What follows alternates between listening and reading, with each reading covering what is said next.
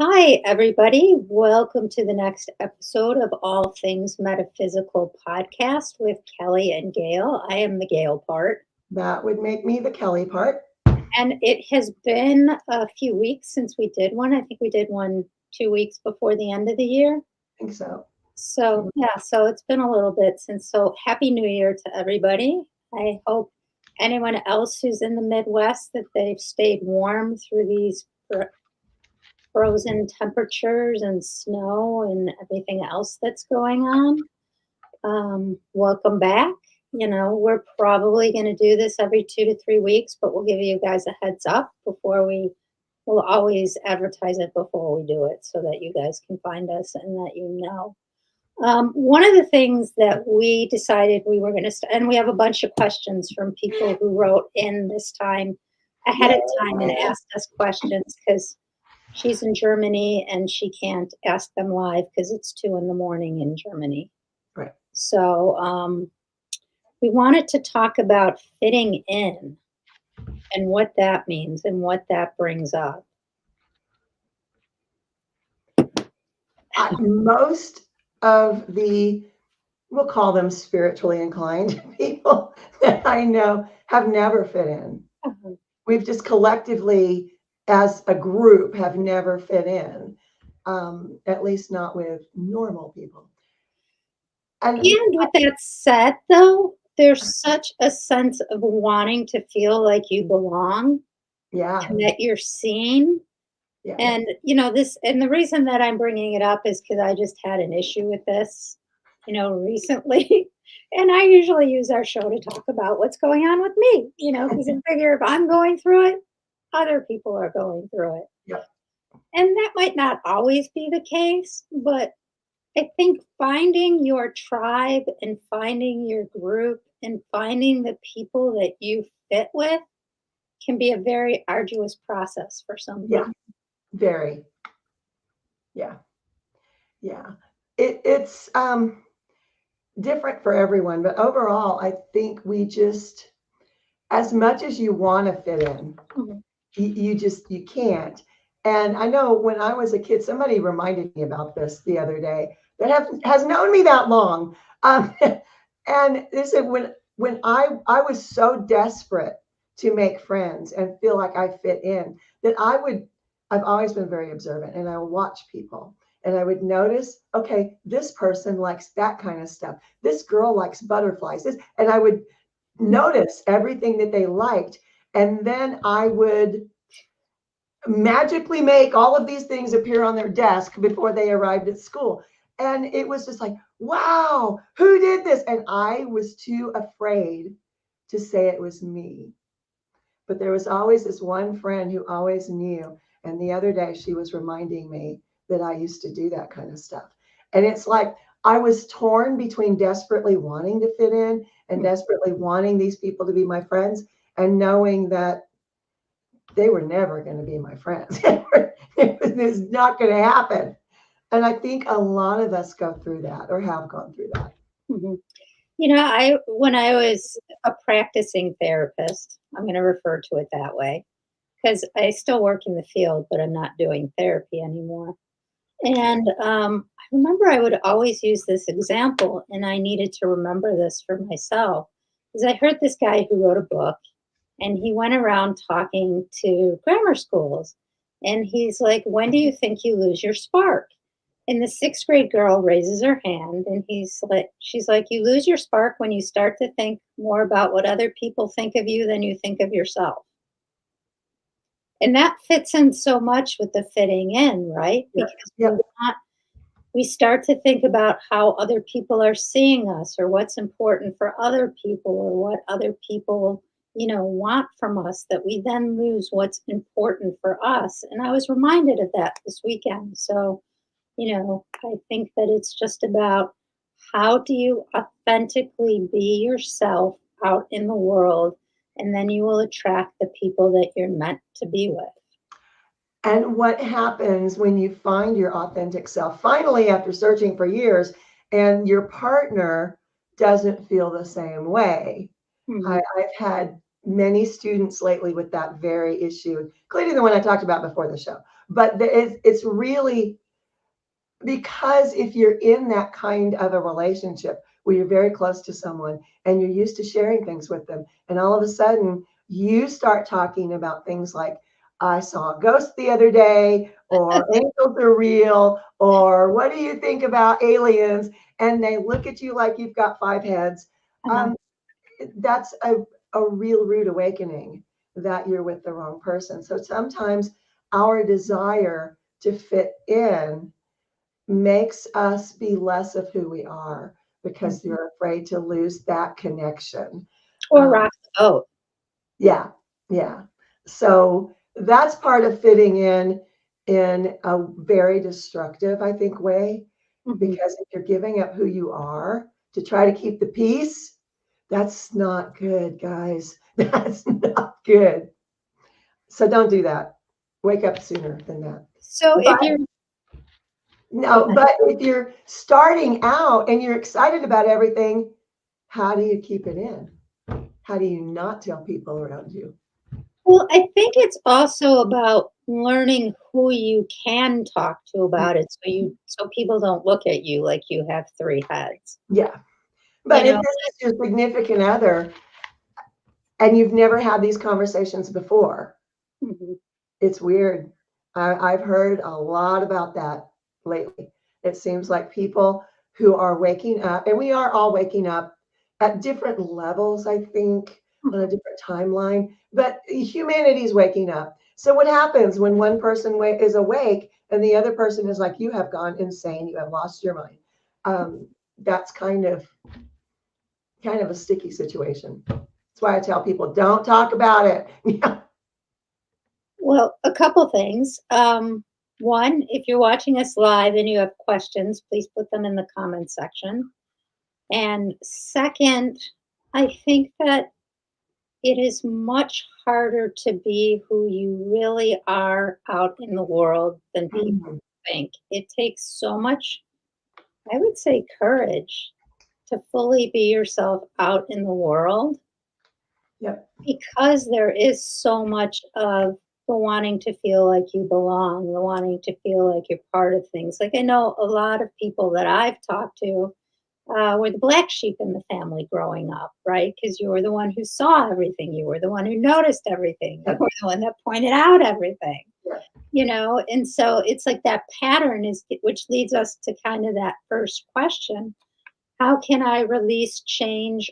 How can I release and or change unconscious thought patterns and beliefs that might be governing my behaviors and decisions that are limiting me or not serving me anymore? The first thing I'm going to say to that is you're thinking too much.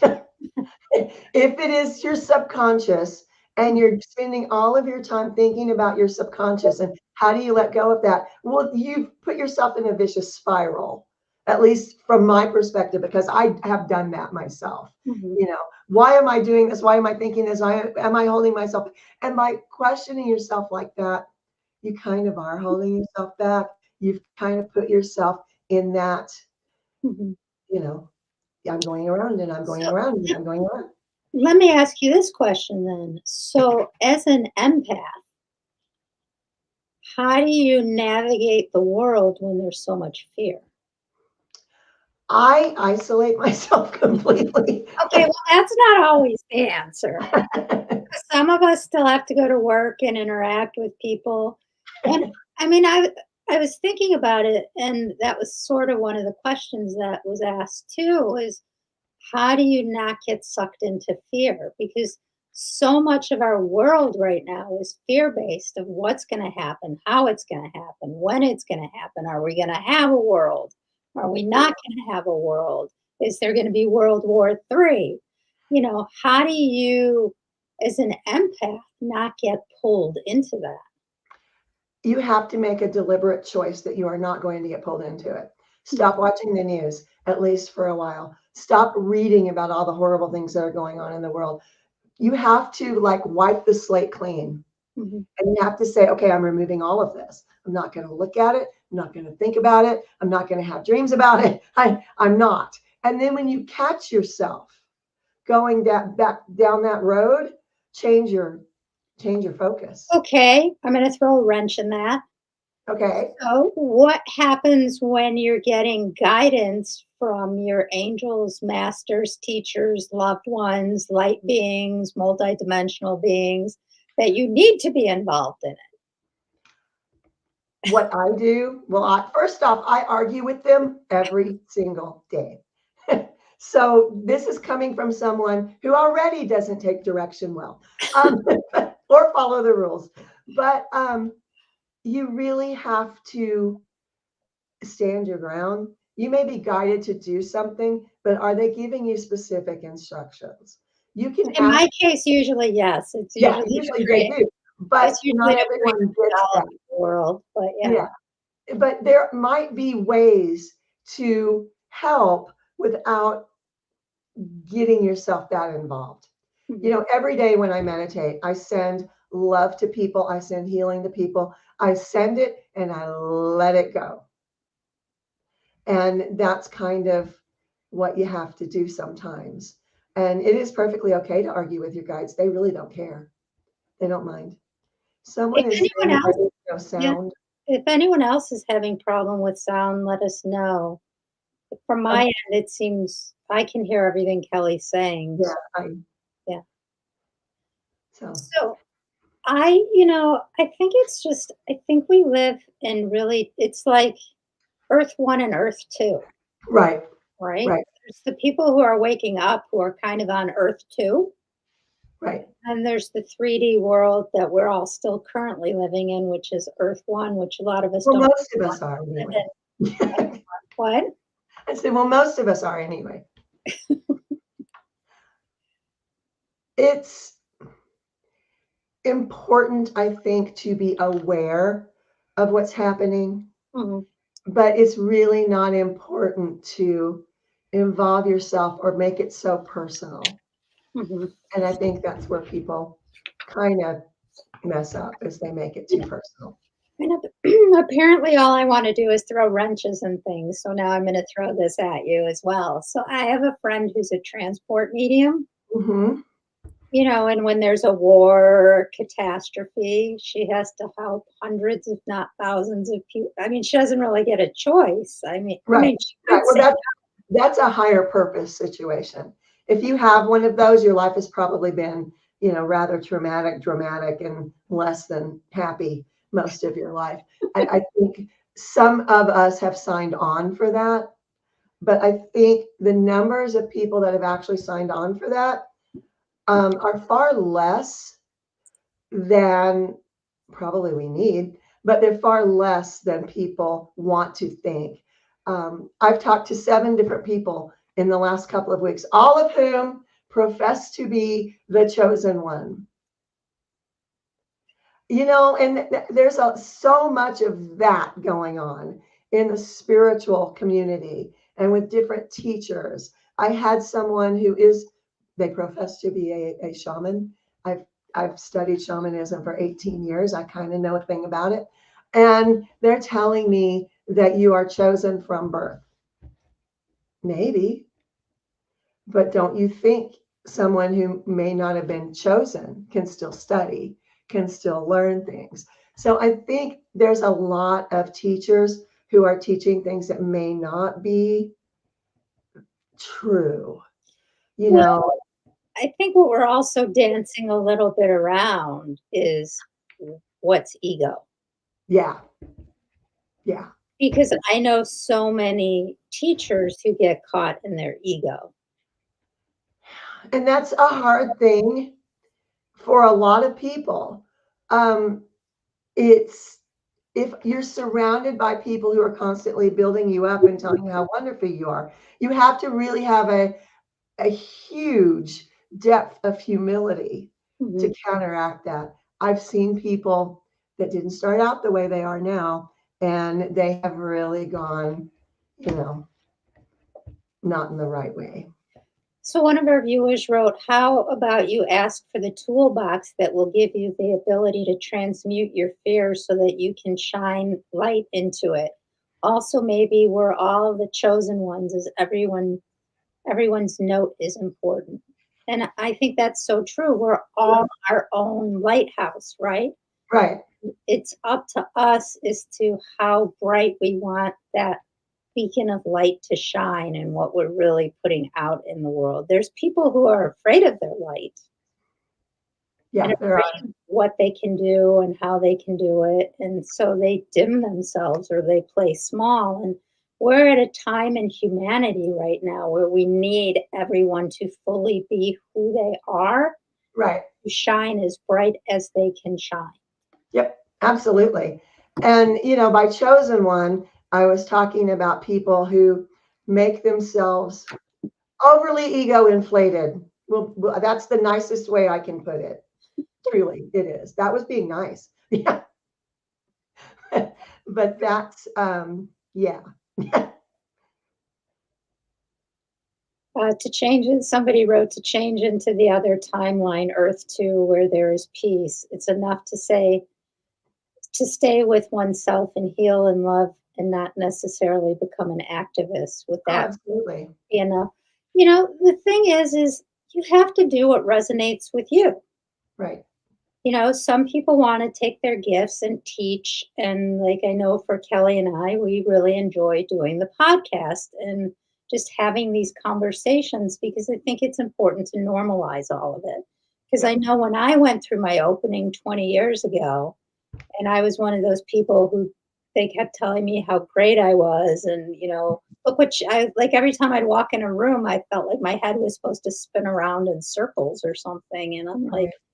you know, I think that it's just about us each being ourselves, and that is always enough. And however you want to do things, if it feels right to you, then that's the way that it needs to be done for you. There's Right. no one right way to send energy to the earth. There's no one right way to do readings. There's Yep. no one right way to do healings. Every single person on this planet has a different frequency and a different vibration. Different things are going to resonate. And now I'm done on my soapbox. But that's very true. It's just due to paranormal stuff that I'm involved in. I work with a lot of different religious leaders, Mhm. even if I'm getting a 5 of 10. Um, but everyone has the same basic. We want to pull together. We want to help these people, and then we want to leave and let them stay helped. And that's kind of the way it should be. Everyone has their own thing to offer, Mhm. and everyone has different gifts. Everyone has gifts. They just don't realize it or they don't choose to develop them. And that's fine too. But you need to recognize that who you are and what you are doing is exactly perfect for you. I know that I've had several teachers, and we've talked about my experiences with teachers in the past on past episodes. But I've had a lot of teachers tell me, no, you need to do it this way. And I'd be like, why?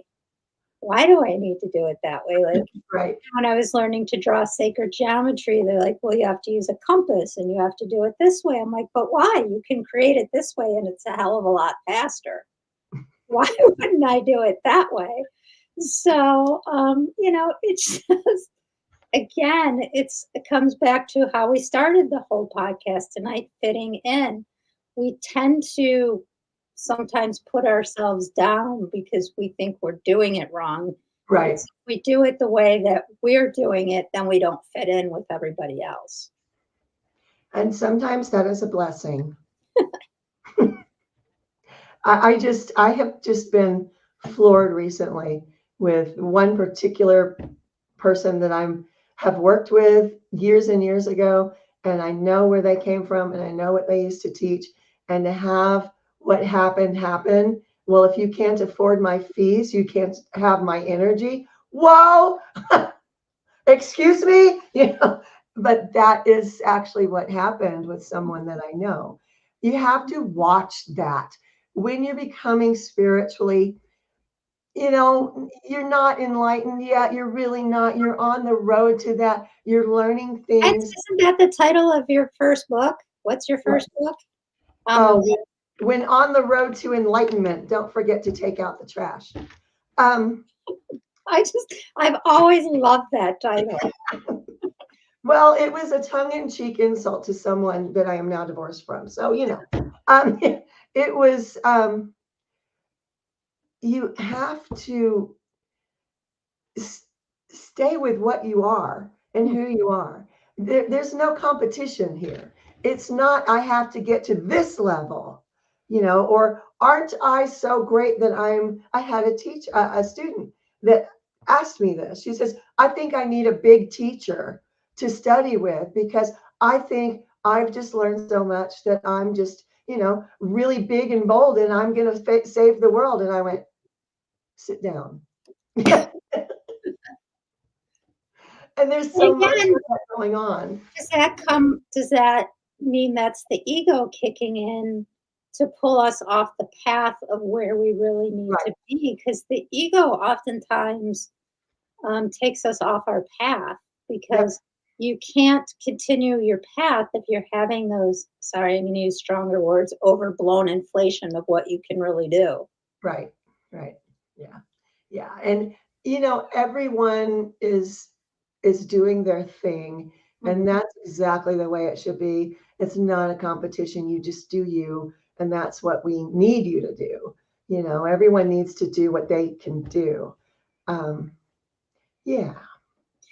Every time we start talking about kind of this topic or it comes up, I always see humanity like on a holodeck from Star Trek going, this is what we're creating. Right. We all choose to make different choices. And if we choose to all show up and be our light, the way that the world looks is going to be very different. Yes. The world needs every one of us. What do we want to actually create? Yep. And again, welcome to all our viewers who are watching us live. If you have questions or want to have us talk about something or say, yeah, that's great, because we've gotten a lot about that was an awesome, so great reminder. It's a matter of opinions. Like you said, we all do it differently. And I've had a lot of teachers tell me I'm doing it wrong. I had too. And some people miss the point. It's not about creating clones. We're not clones. We're human beings, and we're not supposed to be clones. So, yeah. And we can all hold the same knowledge, and we can all interpret it differently. So the example I always used to give with that, like when I was a practicing therapist, is let's say I put your family on a vacation and there was 4 of you on the trip. You all went to the same restaurants, you were in the same transportation together, you did the same activities together. And then after the vacation, I put you all in a different room and I said, explain the vacation to me. I would get 4 completely different stories. Yep. Even though you did absolutely everything identically. Right. And we're all different. Yeah. And that's the important piece. The truth is always somewhere in the middle of all of it. It's not one person, it's not the other person. It's the space between where the truth really resides. And apparently I want to use hand gestures today. You're Italian today. Going back to the news thing, I've heard people say they have to listen to the news because that's where they know to send energy. And I'm of the belief that you need to take a break every once in a while. Well, but it also depends on then which news station you listen to and what slant the news has. So I think it's more for me. I mean, sometimes I'll watch the news because it's just interesting to me. But I think that it's about internally, where do you feel like you need to send energy? What's your guidance telling you as to what you need to do to help the planet or situations or things like that? Yeah. So someone wrote, yes, the collective seems to go through so much at the same time. The awakening dark night of the soul. Yep. Yeah, it's just all so interesting. And most of us who are empaths are also observers, right? We kind of like to sit back and observe and watch what's happening, and then kind of from that figure out what needs to get done. And so it's just I slow down. I can't talk that fast. Um, they're laughing at me, by the way, because I said that. Because usually I never talk back to them, and they're just cracking up. They think that's hysterical. They want us to all be very conscious Yeah. of how we treat ourselves and what we put out into the world. And the example that I've always used is, when we're talking on our cell phones, it's beaming the signal to space and then beaming it back to us. Now, think for a minute how many people are screaming and yelling on their cell phones.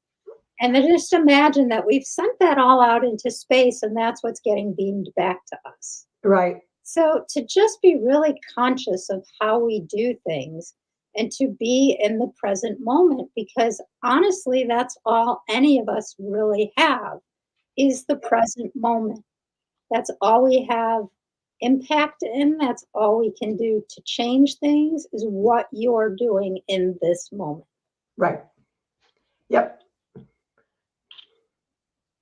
And there's talking about tons of science fiction movies in my head right now.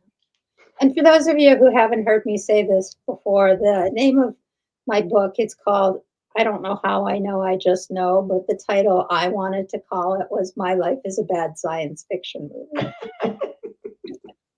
Because of all write that book. what? You should still write that book. Because of all the weird, wacky things that have happened to me or experiences that I've had, and you think you're the only one having those experiences. Not. And that's another reason why we created this podcast was to show you that you're not the only one. No. There's a lot of us Absolutely out not. there who are having the same type of experiences. It's just no one feels comfortable talking about them. Right. Yeah. Yeah. She had another question. What was one of her other There were questions? many other questions, but I'm not sure how to answer this one. So if anyone who's watching us live has an answer for this one, I'd love to hear your feedback. What is the significance of the pattern in the flower of life, and how does one best benefit from it and incorporate it into meditation healing or healing practice?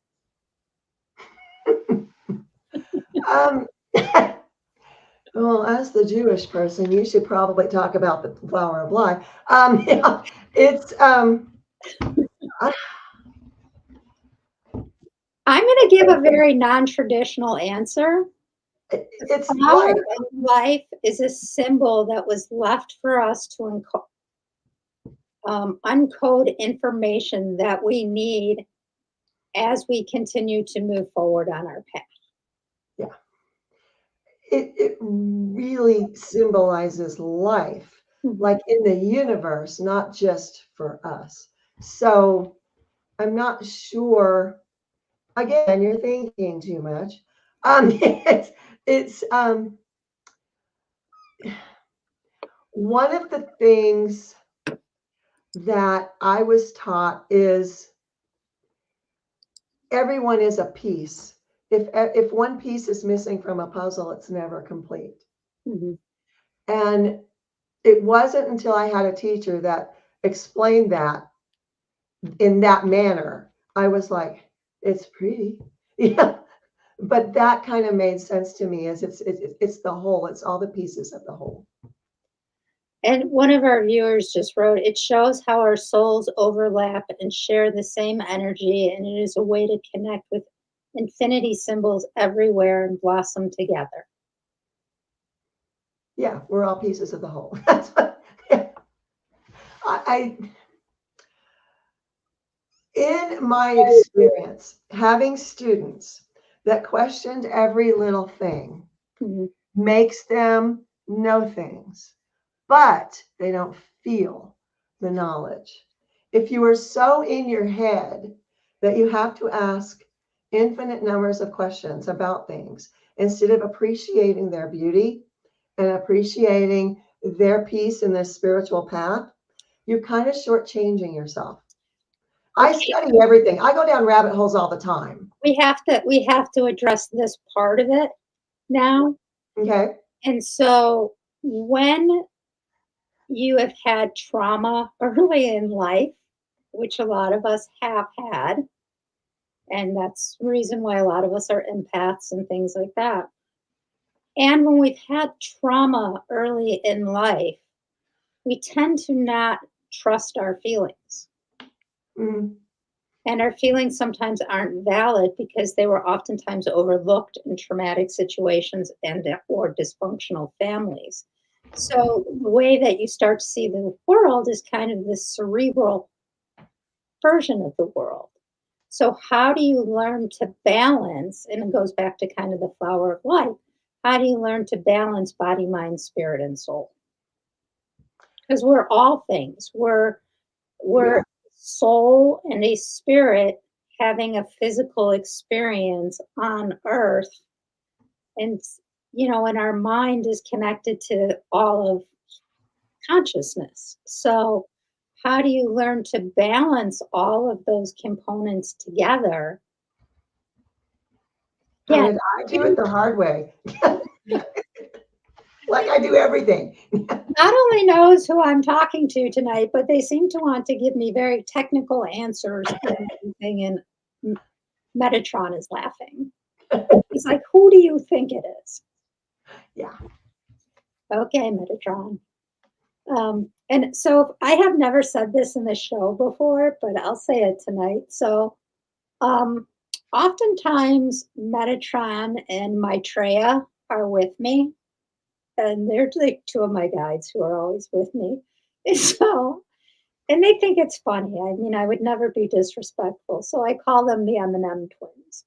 I can always tell when they come in because my whole energy shifts like now. So they're just having some fun with me during this podcast today.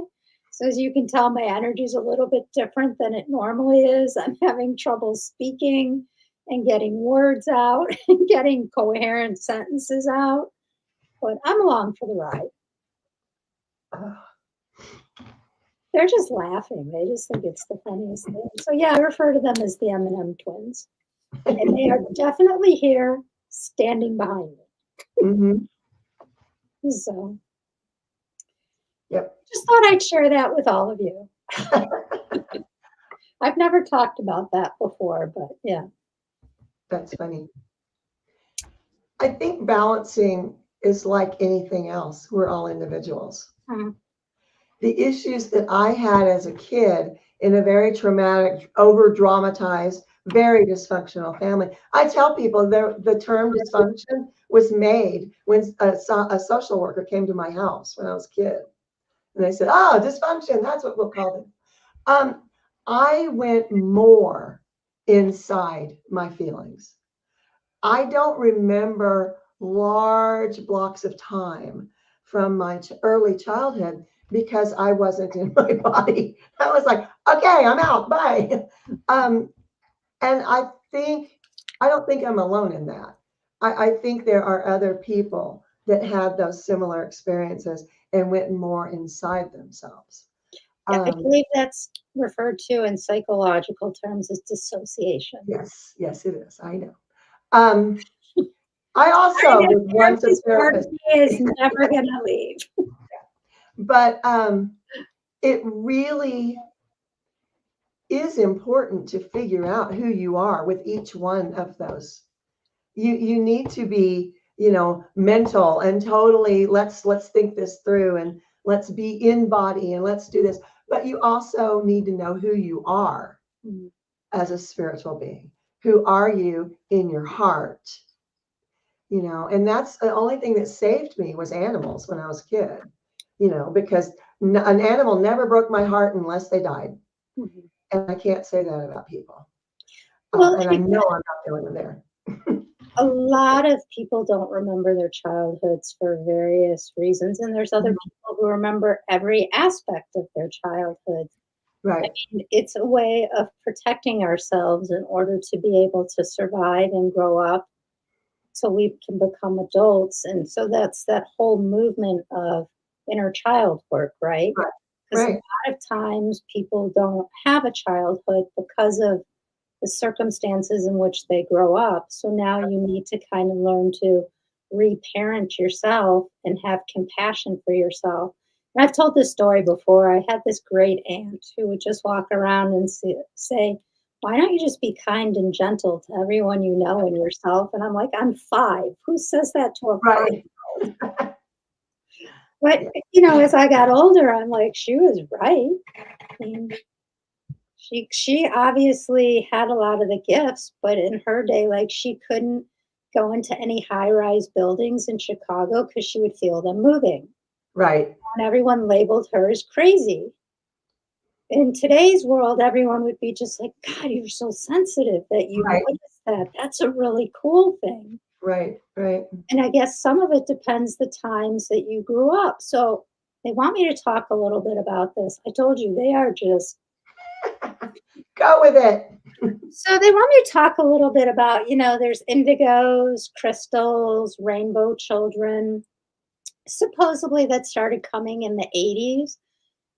And I want to be very clear that some of us came back sooner because we had to pave the way for the kids who came Yep. in the 80s. So if you feel like you resonate with one of those, you are. Yeah.